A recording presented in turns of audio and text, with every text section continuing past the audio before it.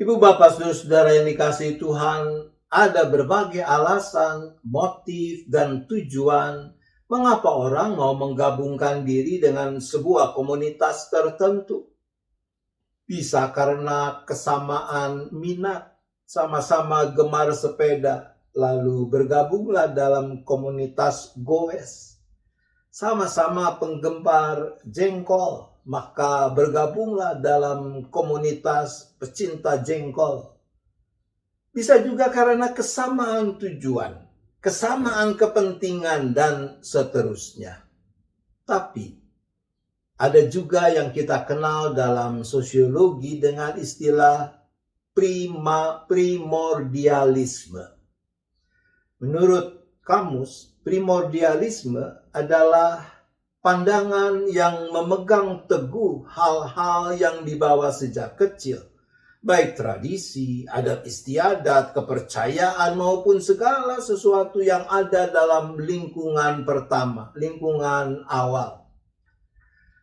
Lalu ada sosiolog dalam tulisan mereka, yaitu namanya Robushka dan Shepsel, mengatakan begini: primordialisme merupakan loyalitas yang berlebihan terhadap suatu budaya subnasional, seperti suku bangsa, agama, ras, kedaerahan, keluarga, dan yang sejenisnya. Nah, saudara, secara disadari maupun tanpa disadari, primordialisme dengan kadar yang berbeda-beda tentunya ada dalam diri manusia pada umumnya, mungkin juga dalam diri kita. Bayangkan kalau suatu saat saudara mendapat kesempatan untuk mengikuti program pelatihan untuk waktu yang cukup panjang di salah satu negara Eropa, katakanlah ke Perancis. Karena ada miskomunikasi ketika Anda tiba di bandara kota Paris, yang menjemput belum datang. Kira-kira bagaimana perasaanmu berada di tempat asing, di antara orang-orang yang sama sekali asing, yang bahasanya pun tidak Anda kuasai dengan baik? Mungkin Anda bingung, cemas, ada rasa takut juga. Tiba-tiba Anda mendengar ada orang berkata, "Waduh, pesawatnya ternyata di-delay nih." Itu dikatakan dalam bahasa yang sangat Anda kenal, bahasa Indonesia. Logatnya medok lagi. Anda melihat ke kiri, ke kanan, mencari asal suara itu. Lalu Anda mendengar suara lain mengatakan, "Iya nih, terpaksa kita harus nunggu. Kesian nanti kalau si Pingkan tiba dan kita nggak ada di sini." Lalu Anda menemukan bahwa percakapan itu dilakukan oleh sepasang muda-mudi yang berdiri tidak jauh dari Anda. Apa yang akan Anda lakukan? Kalau saya akan menghampiri mereka untuk berkenalan. Bukankah sangat menyenangkan bahwa di dalam kesendirian, di tengah suasana yang serba asing di negeri orang, lalu ada orang sebangsa dengan kita. Kita menghampiri mereka dan memberanikan diri menyapa, "Maaf, dari Indonesia ya?" Oh, mereka tersenyum, mengulurkan tangan dan berkata, "Iya, kami dari Indonesia. Perkenalkan, saya John dan ini Natalie." Wah, tentu kita senang sekali bahwa ada sesama orang Indonesia di negeri asing ini. Kita tidak lagi merasa asing. Beberapa waktu kemudian, karena kita masih terus menjalin hubungan dengan teman-teman baru ini, mereka memperkenalkan kita dengan komunitas orang Indonesia yang ada di kota itu. Ternyata lumayan banyak. Lalu kita tahu bahwa ada juga persekutuan Kristen untuk orang-orang asal Indonesia. Nah, sejujurnya, Anda kemudian akan lebih suka berkumpul, bergaul dengan sesama orang Indonesia yang beragama Kristen, atau yang bukan beragama Kristen. Mungkin sebagian memilih yang pertama. Itu adalah kecenderungan yang sangat manusiawi. Bahwa pada umumnya orang merasa lebih aman, lebih nyaman kalau berada di antara orang-orang yang memiliki makin banyak kesamaan dengan kita. Sama bangsanya, sama etnisnya, sama sukunya, sama agamanya, dan yang seterusnya. Tapi kita harus hati-hati, sebab kalau kecenderungan itu makin kuat, maka kita bisa terjebak pada eksklusivisme. Sederhananya itu adalah sikap yang menganggap kelompok kami lebih baik, lebih benar, lebih suci, dan yang sejenisnya dibandingkan dengan yang lain. Jadi kalau bicara soal kelompok suku bangsa, maka eksklusivisme akan membuat orang dari suku X memandang orang dari suku lain lebih rendah ketimbang sesama suku X. Kalau bicara kelompok agama, maka eksklusivisme akan mendorong orang yang beragama A memandang orang yang beragama B lebih rendah ketimbang kelompok agama A. Jangankan beda agama, satu agama beda aliran saja bisa saling meninggikan diri dan saling merendahkan yang lain. Di dalam kekristenan pun bukankah hal itu terjadi? Entah secara terbuka atau tersamar. Di sana sini masih ada sikap seperti itu kalau kita bicara tentang denominasi yang beragam. Ibu bapak saudara, pada dirinya sendiri, saya kira mayoritas anggota jemaat gereja Kristen berbahasa Indonesia Kuala Lumpur ini adalah orang-orang Indonesia yang berasal dari berbagai denominasi. Setiap denominasi punya keunikan sendiri. Oleh karena itu, maaf, tapi bukan tidak mungkin tradisi bergereja di gereja asal itu masih membekas. Bayangkan seandainya kecenderungan primordialisme masih kuat mewarnai pola pikir, mindset kita, maka bisa kita bayangkan apa yang akan terjadi. Betapa sulitnya berderap dalam kesatuan sebagai satu tubuh Kristus. Ibu bapak saudara-saudara, kerinduan dan kesungguhan menghadirkan diri sebagai gereja yang esa di dalam Kristus, juga di negeri Malaysia ini, tidak menghilangkan keragaman yang ada.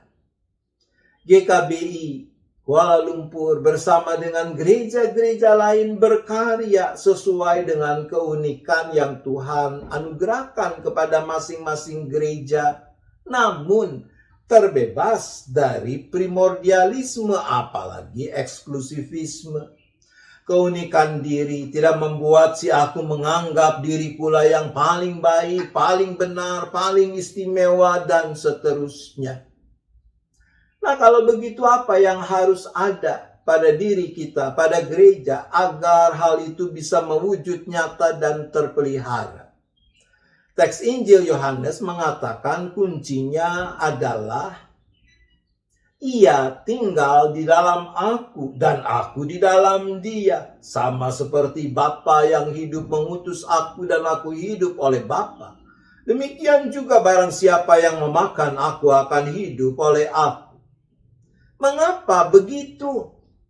Tidak lain ibu bapak saudara-saudara, karena kita tahu bahwa Yesus ketika ia menyerahkan dirinya menjadi makanan dan minuman sejati seperti tema minggu lalu, ia telah merubuhkan tembok pemisah, yaitu perseteruan, seperti dipersaksikan di dalam Efesus 2 ayat 14 sampai dengan ayat 16. Perseteruan yang dimaksudkan di sini dalam teks ini adalah permusuhan yang bersumber pada pementingan diri sendiri, egoisme. Bukankah akar primordialisme, eksklusivisme adalah pementingan diri sendiri, egoisme?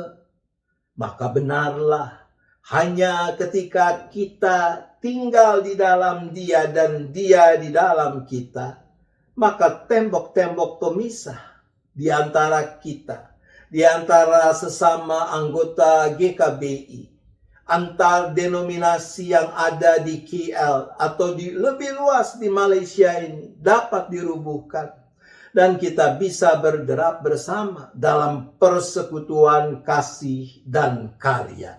Lalu semangat itu dengan kekuatan dan hikmat Allah kita terus perluas hingga merubuhkan juga tembok pemisah antar agama, antar suku bangsa, dan yang seterusnya.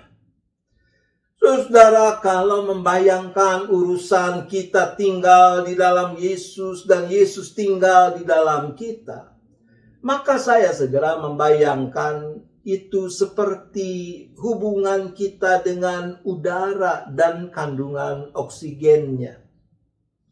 Bukankah kita baru bisa hidup hanya jika kita tinggal di dalam udara dengan kandungan oksigennya, dan udara, persisnya oksigen, ada, tinggal di dalam kita. Terkait dengan COVID-19, belakangan ini salah satu kebutuhan yang sebelum pandemi tidak kita bayangkan, namun sekarang dirasakan makin mendesak adalah ketersediaan tabung oksigen medis. Tentu dengan isinya. Mengapa? Apakah karena udara dan pasokan oksigen yang ada dalam udara itu makin menipis, makin berkurang? Bukan. Kita tahu bahwa virus corona atau SARS-CoV-2 adalah virus yang menyerang sistem pernafasan. Virus corona biasanya pada awal mengakibatkan gangguan ringan pada sistem pernafasan. Lalu mulai muncul infeksi pada paru-paru yang makin lama bisa makin berat dan berujung pada kematian. Nah, kalau paru-paru sudah terinfeksi, orang yang terpapar COVID ini akan terkendala untuk bisa bernafas secara normal. Maka diperlukan bantuan agar oksigen yang dibutuhkan tubuh tetap tercukupi. Saya membayangkan kondisi kesulitan bernafas seperti yang dialami orang-orang yang terpapar COVID ini adalah seperti orang yang gagal menyambut Yesus untuk tinggal di dalam dirinya. Seumpama udara dengan kandungan oksigennya, Yesusnya ada, tapi masih ada di luar diri kita, tubuh kita. Namun ada kendala yang membuat dia tidak bisa masuk dan menghidupi kita. Dan kalau kendala itu tidak diatasi, maka kita akan kehilangan kehidupan sejati. Nah, kendalanya menurut saya, sebagian orang mau menyandang nama Kristus namun tidak bersedia menundukkan diri, pikiran dan kehendak kepadanya. Yohanes 6 ayat 60 mencatat reaksi orang banyak mendengar perkataan Yesus. Perkataan ini keras, siapakah yang sanggup melakukannya? Lalu ayat 66 mengatakan, mulai dari waktu itu banyak murid-muridnya mengundurkan diri dan tidak lagi mengikuti dia. Saudaraku, kendalanya adalah karena apa yang aku harapkan, aku inginkan untuk dilakukan, dinyatakan, diajarkan Yesus tidak sama dengan apa yang Yesus lakukan, nyatakan, dan ajarkan. Lalu bukannya menundukkan diri, pikiran, dan kehendak kepadanya, sebagian orang malah memilih jalannya sendiri, meninggalkan dia. Dan Yesus Ia memberi kebebasan pilihan kepada orang banyak saat itu, juga kepada kita sekarang ini. Maka kata Yesus kepada ke-12 muridnya, apakah kamu tidak mau pergi juga? Maka harus ada keyakinan penuh seperti yang didemonstrasikan Petrus saat itu. Jawab Simon Petrus kepadanya, Tuhan, kepada siapakah kami akan pergi? Perkataanmu adalah perkataan hidup yang kekal. Dan kami percaya dan tahu bahwa Engkau adalah yang kudus dari Allah. Percaya yang berarti menerima Yesus sebagaimana adanya Dia. Bukan berusaha menjadikan Dia seperti maunya kita. Sekalipun dengan akal pikiran yang ada pada kita, kita tidak selalu mengerti apa yang sebenarnya Ia lakukan, nyatakan, dan ajarkan. Mari saudara-saudaraku, dengan penuh sukacita dan ketulusan kita menyambut Allah Trinitas yang ada di dalam Yesus, yang memanggil kita untuk hidup di dalamnya. Menyambut anugerah yang Ia sediakan, yaitu kesediaannya untuk hidup di dalam kita. Agar dengan demikian, keragaman yang ada di antara kita tidak menjadi tembok pemisah, melainkan menjadi kekayaan untuk berderap bersama dalam persekutuan kasih dan karya, agar nama Tuhan semakin dipermuliakan. Tuhan menolong kita. Amin. Mari kita berdoa. Bapa di sorga, terima kasih bahwa Engkau berkenan di dalam Yesus dan persekutuan Roh Kudus untuk hidup di dalam kami. Kami bersyukur untuk kesempatan Engkau juga memanggil kami untuk hidup di dalam-Mu.